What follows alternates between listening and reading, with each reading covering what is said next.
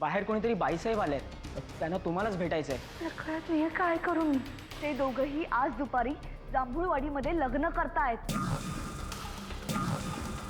एकदा का आर्यन बाबानं तुझ्या गळ्यात मंगळसूत्र घातलं की तू सरतापे घराण्याची अब्रू आहेस. अमृता आणि आर्यन जांभूळवाडीच्या राम मंदिरामध्ये लग्न करताय. काय?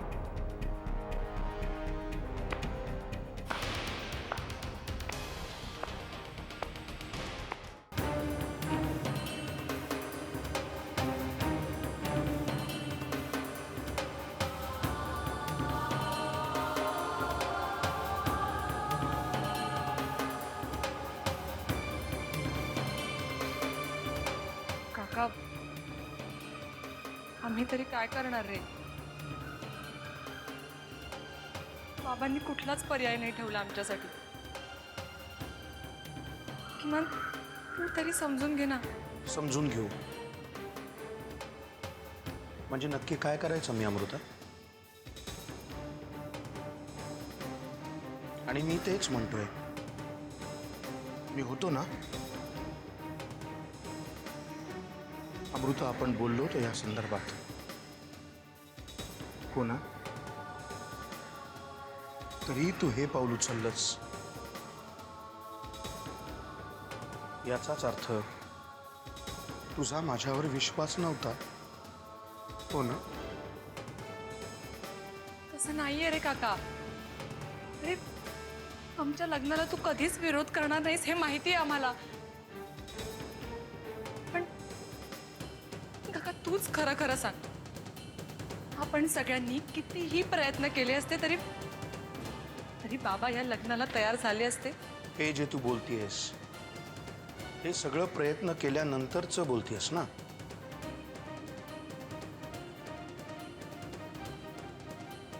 पण आपण प्रयत्नच केले नाहीत. तू आम्हाला प्रयत्न करूच दिले नाहीस. आपण सगळ्यांनी मिळून प्रयत्न केल्यानंतर, दादाला समजावल्यानंतर तरीही त्यांनी तुमच्या लग्नाला विरोध केला असता तर मी तुमच्या बाजूने उभा राहिलो असतो. मी तुमचं लग्न लावून दिलं असतं.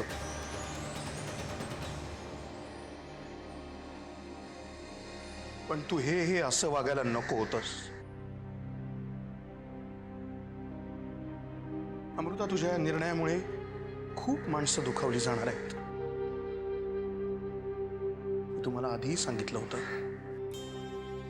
हा असा निर्णय घेताना तू कोणाचाच विचार केला नाहीस? जानकीचा, माझा, आत्या आजीचा. काका रे, तुम्हा सगळ्यांचा विचार करूनच मी इतके दिवस गप्प होते. पण बाबांनी आर्यनला मारण्यासाठी माणूस पाठवला रे.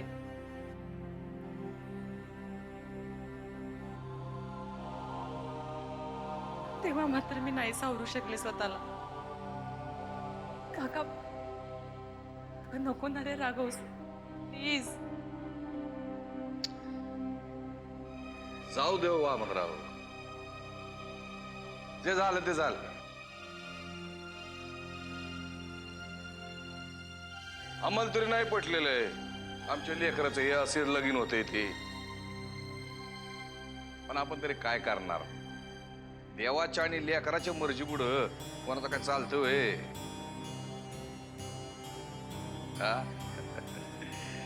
सोडून देवर राख आणि या दोघांना बी आशीर्वाद द्या. त्यांना तरी आपल्या आधाराशिवाय कोणाचा आधार आहे? आणि आपण दोघं बी जिवंत असताना पोरांना पोरकं झाल्या का नग वाटाय. जाऊ द्या.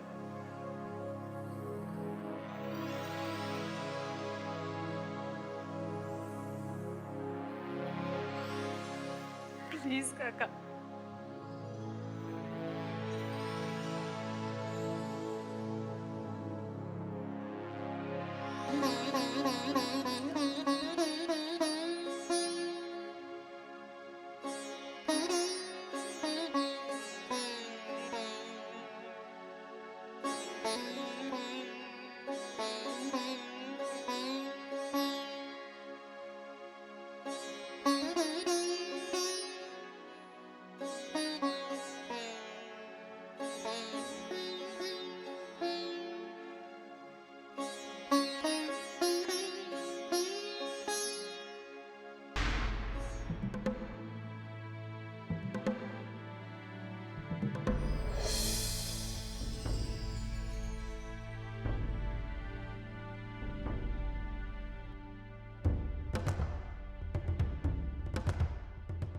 तुझ्या हाताची उंजळ कर. तुझ्या हाताची उंजळ कर. एकमेकांच्या हातावर ठेवा. तुमच्या हाताची उंजळ असा हात ठेवा. पळीने पाणी घालत राहा. शांतिरस्तु पुष्टिरस्तु तुष्टिरस्तु वृद्धिरस्तु अविघ्नमस्तु आयुष्यमस्तु शिवंकरमास्तु कर्म समृद्धिरस्तु धर्म समृद्धिरस्तु वेद समृद्धिरस्तु शास्त्र समृद्धिरस्तु.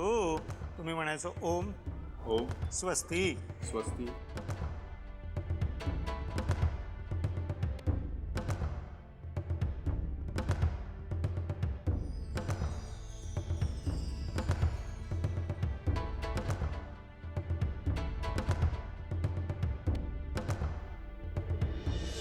सुमुहूर्त सावधान स्वस्ति श्री गणनायकं गजमुखं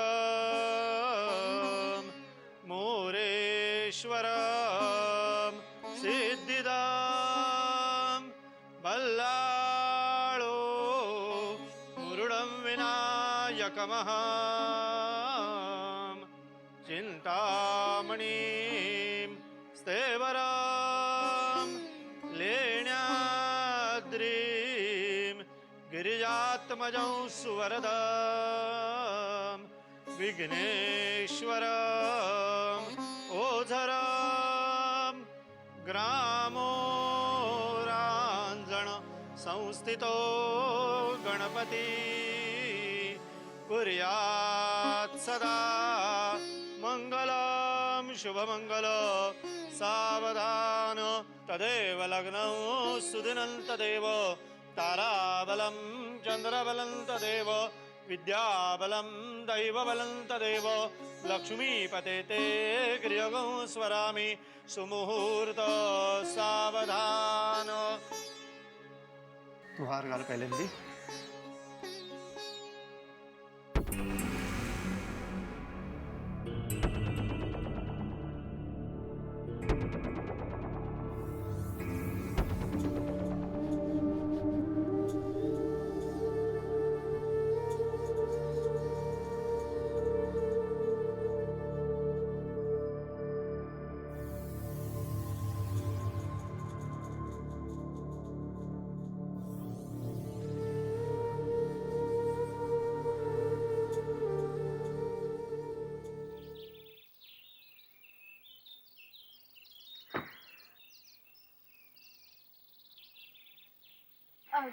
दादा जांभूळवाडीचं राम मंदिर कुठे आहे?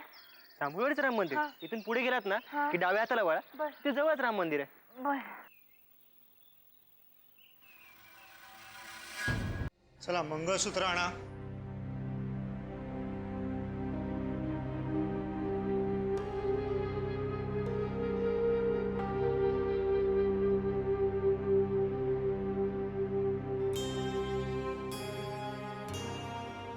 म्हणायचं मांगल्य मांगल्य तंतुनानेन तंतुनानेन मम जीवन मम जीवन हेतुना हेतुना कंठे बध्नामि कंठे बध्नामि सुभगे सुभगे साजीव साजीव शरद शरद शतम. शतम. झाला मंगळसूत्र.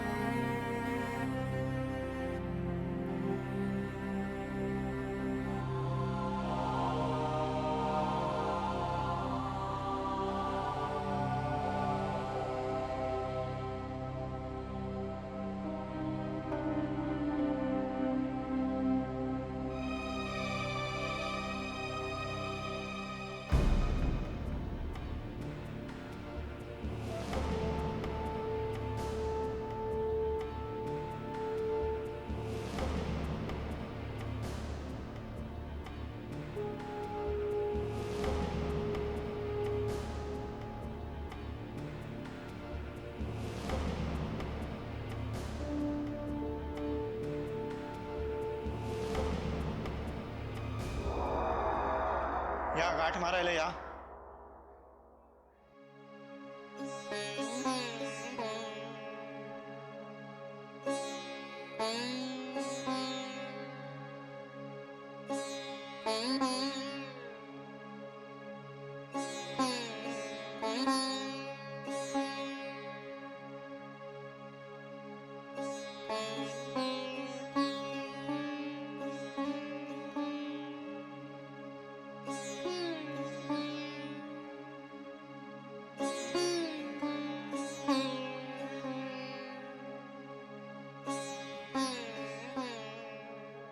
दोघांनी आता उभं राहायचं आहे आणि अग्निभोवती फेरे मारायचे. चल.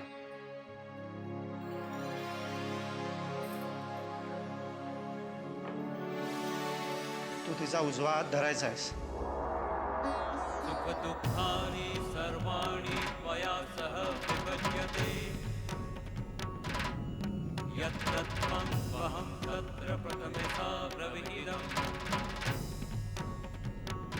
कुटुम्बरक्षकार्यास्तामि अबालपुत्रहदिदम् अस्मि नास्ति च सन्तुष्टा द्वितीयसा द्विहिदम्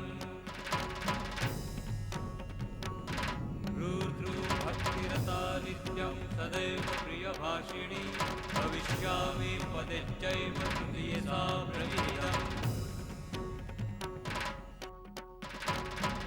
आर्ते आर्ता भविष्योमि सुखदुःखा विवाहिनी तवाज्ञा पालयाम्यामि कन्या मूर्यपदे रविम् ऋतुकालेषु स्नाता त्रिनित्यानि त्वया सह न हि परतरं यायां कन्या पम्पपदे ब्रवीत् इहादसायिनो विष्णुनस्मां वञ्चिता स्वयम् उभयो प्रतिरत्मन्मा कन्या षष्ठपदे ब्रवीत्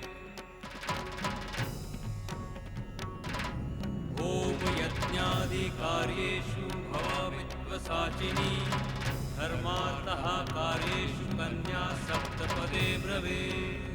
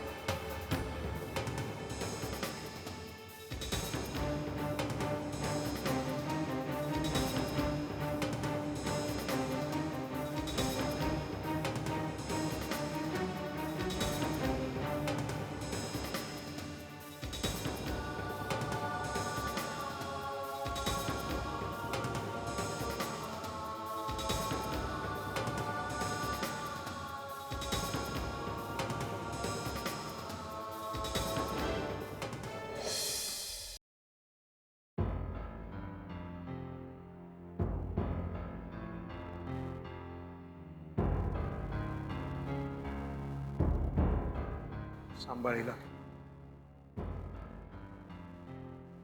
सुखाने संसार करा.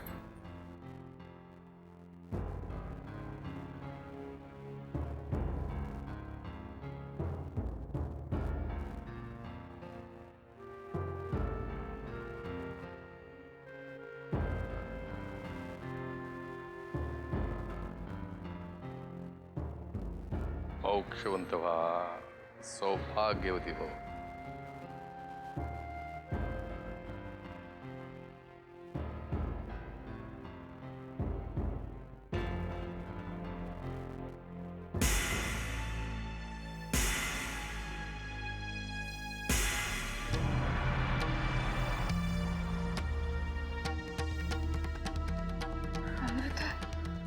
जानकी, आम्हाला आशीर्वाद दे जानकी.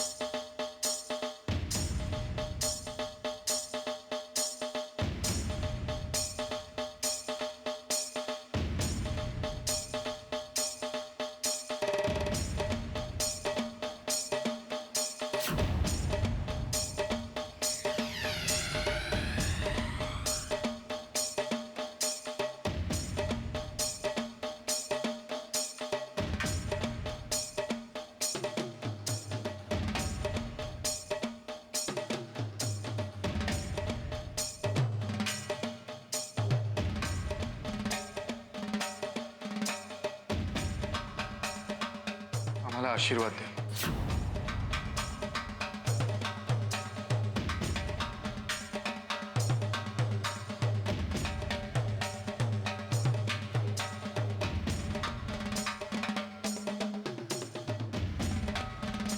एक पाऊल जरी या दिशेने टाकलंस मी विसरून जाईन तू माझी मुलगी आहेस.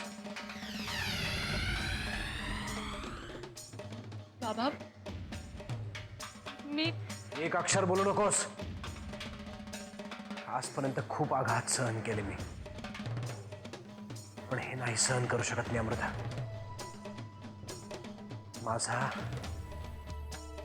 माझा विश्वासघात केलायस तू.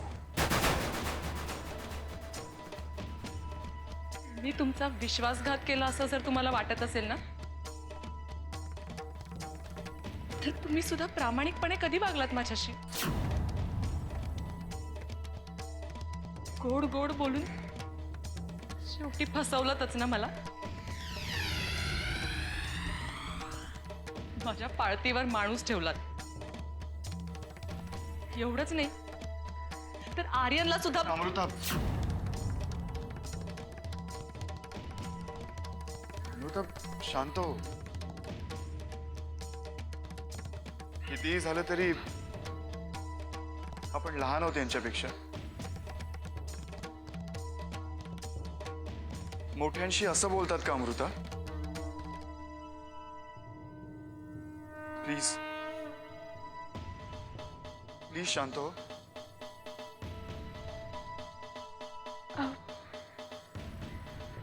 माझं ऐकून घ्या. मी तुझ्याशी बोलत नाहीये मी जानकी.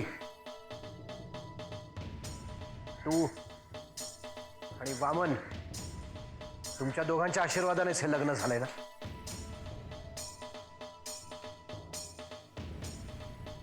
तुम्ही दोघांनी तर खूप मोठा विश्वासघात केलात माझा. अरे वामन, तुझ्यापेक्षा तो परशु बरा.